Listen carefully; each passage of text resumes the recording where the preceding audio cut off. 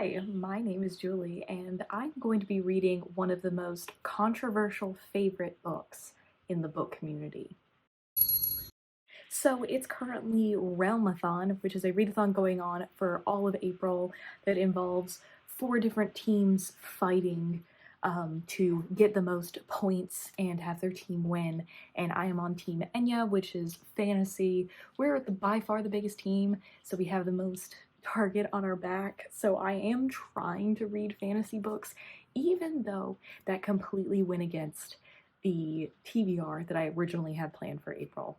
But this weekend is the Peace Talks, which is a mini 48-hour readathon that gives extra points if you read during that time. But you have to start and finish the books within the 48 hours for it to actually count. So I thought now's the time that I'm going to read The Cruel Prince by Holly Black. This book has been out for a long time, and I have always sat on the fence of whether I think that I'm going to like this or not. I do say that I like fantasy romance, but I am picky about it, and this is YA, and I've heard very mixed things about how the series is as it progresses. But I swear to God, I see so much content about this book. Everyone tells me I'm gonna love it, or everyone tells me I'm gonna hate it. And it was chosen for me for my 12 friends, 12 book recommendations in 12 months for this year, so I thought we're gonna try it. This is short of 400 pages and the print's pretty big, so I do think I am capable of finishing this. However, I have so much going on this weekend, and that's not to mention that I want to read A Psalm for the Wild Built. It's a novella that I can read and probably try to get an audiobook in.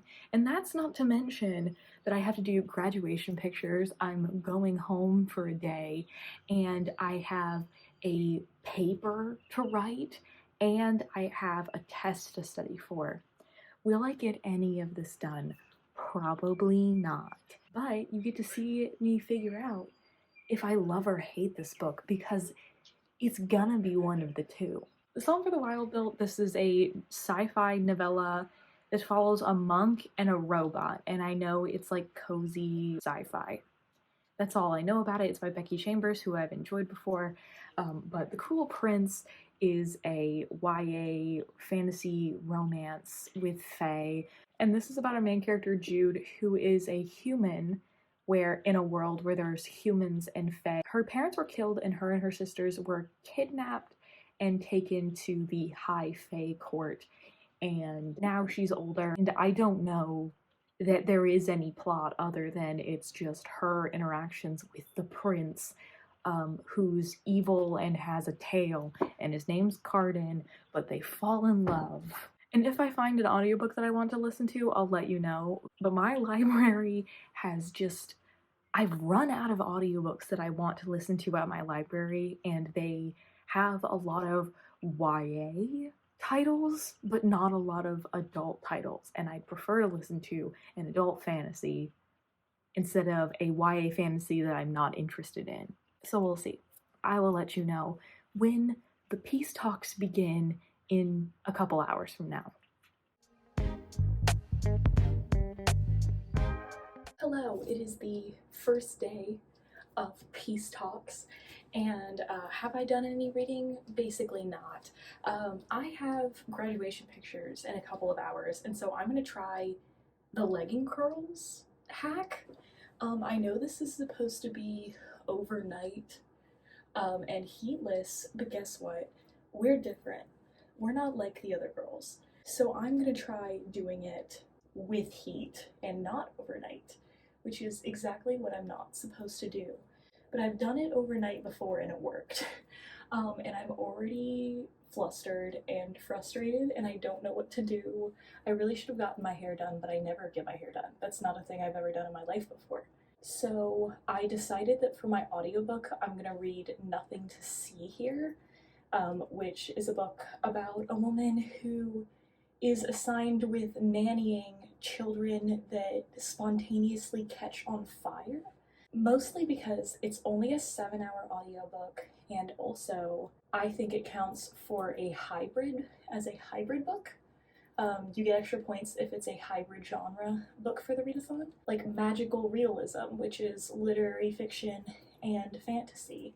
We're gonna try doing that, and I've liked the audiobook so far. I've probably listened to about 45 minutes of it, and I only just started Psalm for the Wild Built, so if I can actually get this to work, this is not going to go how I want it to. I can already tell.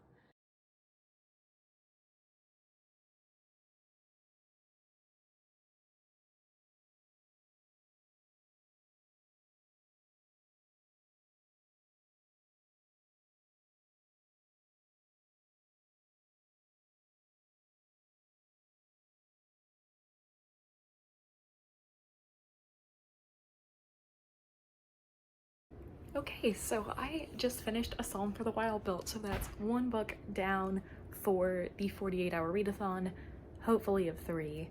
Um, I got all ready for my graduation pictures. I can't do anything about my sunburn. Didn't have time to curl my hair, barely even had, I'm gonna have to redo my bangs before I leave, and I need to go pick up champagne and go take pictures. Psalm for the Wild Built was adorable. It is just about our main character, Dex, who is a human, and they're a tea monk. They were originally a garden monk, found their purpose in being a tea monk, and now that they've been a tea monk for a while, they're also trying to find purpose again. And they run into a robot who, in this world, robots suddenly gain consciousness and decided to not be around people anymore. And so they are having a little bit of a cultural exchange. It was very cute. So, okay, I need to go fix my hair and graduate. Champagne has been acquired. It's $10 champagne. It's fine. This is an odd way to start a book.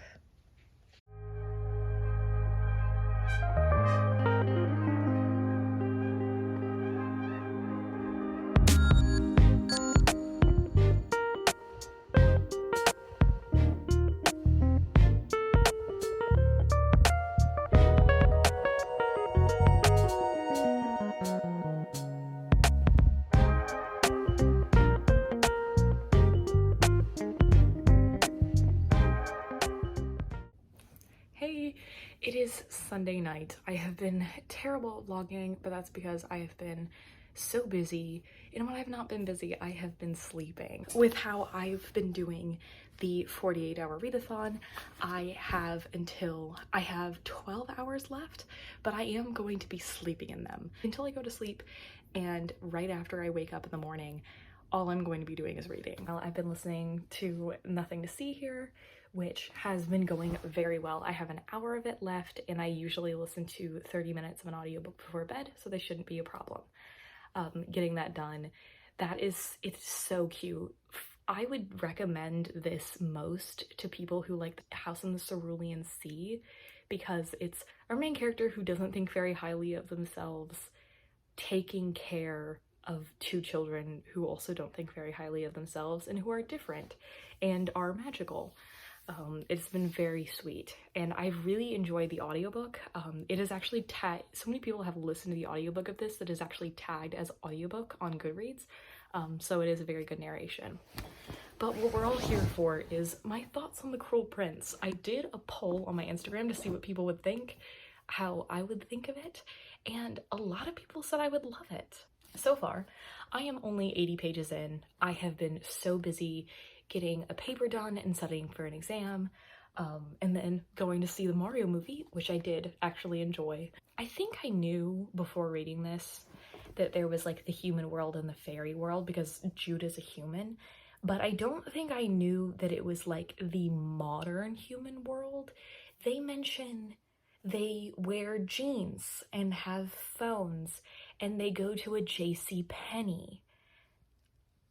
I really didn't expect that level of the human world, and I'm thinking that that might end up being like a weird choice if that is not explored further, like what the relationship between these two worlds are. I feel like a lot of the main characters that we have in YA fantasy is like a really headstrong girl. And I do like about Jude that it seems like she has not always been this way. It does feel like we are seeing her step out of what she used to be. And maybe that's just me. Maybe that's me being dumb. But right now, it's just been like, oh, her going to school, and her school is just getting lessons in a field from a weird fairy creature, and Cardin's a little bitch who pulls on her pigtails. Compared to like the art that I've seen of these books, I definitely think these characters are a lot less mature at this point. And I think they are supposed to be teenagers, because they are, but I think they are supposed to be immature at this point as well. I like that we also have multiple types of fairies and fair folk, and they all have like different colors and they all look different. They're not all the same. It's not necessarily like the Sarah J. Maas version of fairies where it's literally just tall, pretty people. And I like that. And I think that different species really need to be explored more in fantasy, and it's something that I look for. I don't have that many thoughts yet, but I don't think I'm actually that far into the meat of the book yet to give it that judgment. But I'm going to read quite a bit of it before I go to bed.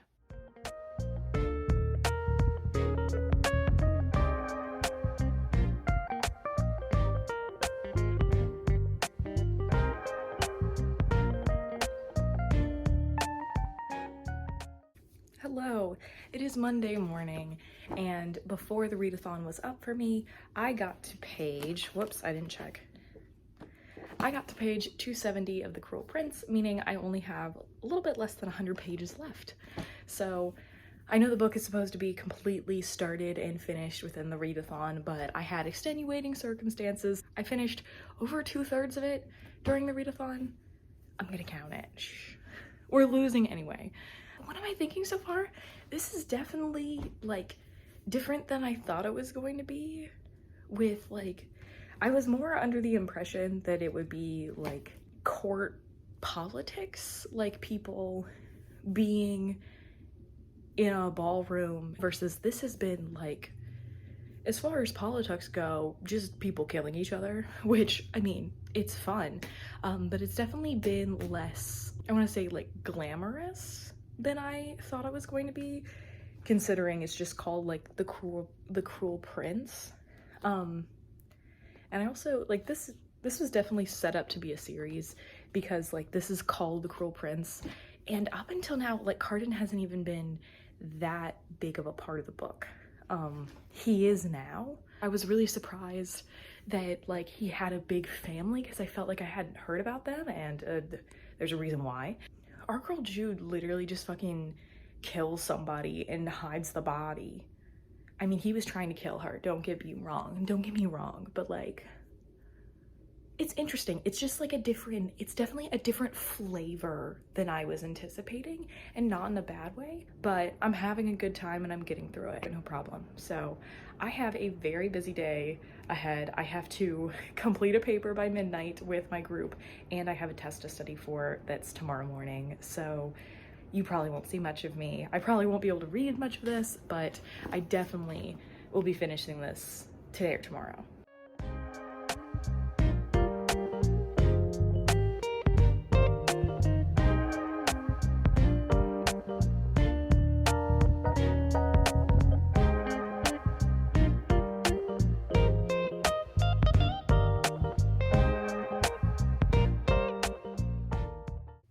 Hi, ignore my sunburn.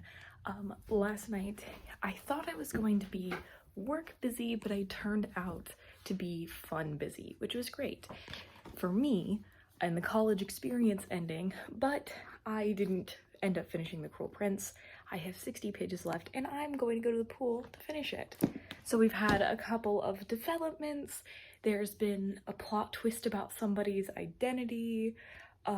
There's also been a different like identity plot twist that I totally saw coming, but it does make for interesting enough dynamics. We've had our first kiss between these characters, and it is a literal knife to the throat scene, which was interesting, but like to me, it seemed weird that Jude did that because it doesn't seem like Jude is yet that interested in Cardin. Like, even though Cardin hates her and is interested in her at the same time, we've seen more evidence of his interest than hers.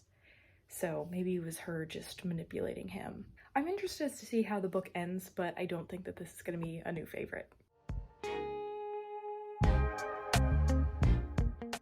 Alrighty, it's like an hour later, and with the help of Realmathon, I have finished Book Talk's possibly most hyped book, along with 2 other books that I knocked off my TBR.